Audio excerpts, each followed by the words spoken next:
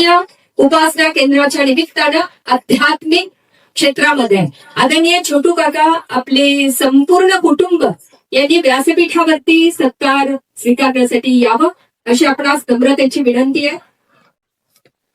आणि आध्यात्मिक क्षेत्रामध्ये माणूस सुधारला पाहिजे। माणूस सुधारायचं असेल तर आत्म्याला सुधारलं पाहिजे।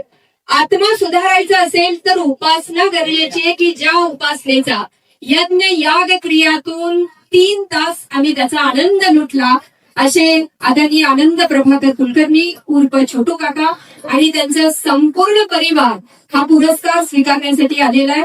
चैतन्य माणदेश भूषण पुरस्काराने आपणास सन्मानित करण्यात येते। आपले हार्दिक हार्दिक अभिनंदन आणि पुढील वाटचालीसाठी खूप खूप शुभेच्छा। धन्यवाद। करायला पाहिजे।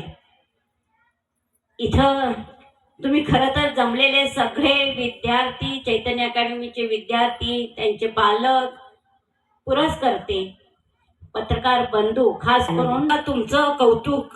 कारण आध्यात्मिक जी आमच्या मानदेशाला दिलेली आहे त्याच्यासाठी तुमचे खूप सारे